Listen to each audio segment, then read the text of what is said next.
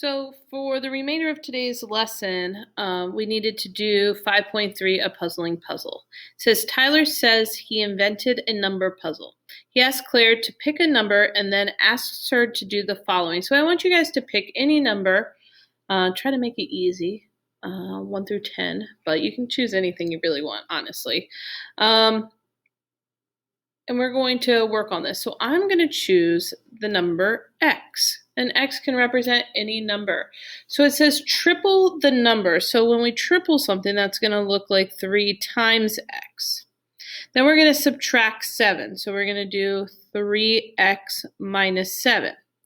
And we're going to double the results. Now, doubling the results means we have to do this first and then double it. Well, when we want to do the subtraction before multiplication, we have to put that subtraction in parentheses. So to double it, we're going to do 2 parentheses 3x minus 7. And then we're going to subtract 22. So we're going to do 2 times 3x minus 7 minus 22. And then we're going to divide that all by 6. So we're going to do 2 parentheses 3x minus 7 minus 22, all divided by 6. Okay, and so that's our equation here. Now, it says, Claire says she now has the number negative 3. Tyler says her original number must have been 3 then. How did Tyler know that? Explain or show your reasoning. Be prepared to share your reasoning with the class. So, again, I came up with a general equation or expression we could use if x is our number. So I'm going to go 2 times 3x minus 7 minus 22 all over 6. And I'm going to simplify this. So the first thing I need to do is I need to do my distributive property. So this is going to become 6x minus 14 minus 22 all over 6.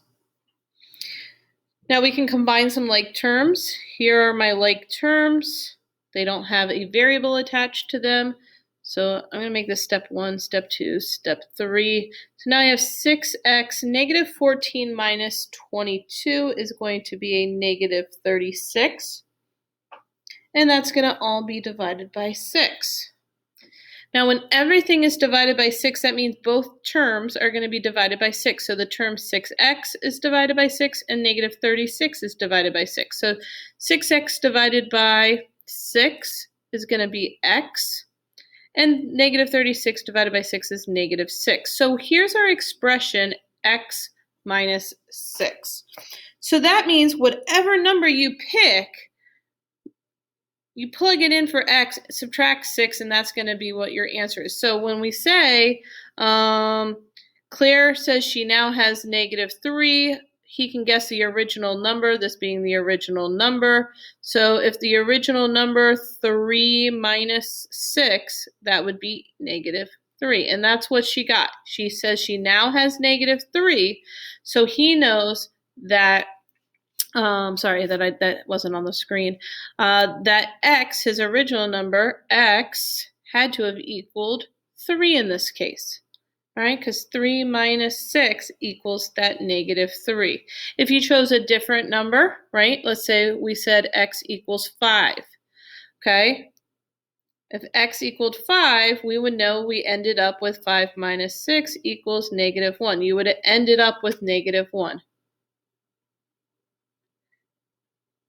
Now to say, hey, if we go backwards, right, x minus 6 equals negative 3, to say what our original number was, we're going to add 6 to both sides, and so x equals 3. And that's how we could find out our original number.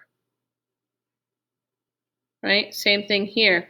X minus 6 equals negative 1, add 6, so x equals 5. And that was our other original number that we picked. So by following the steps and creating an expression, we can then therefore find the original, or we can find what is going to be the end result as well.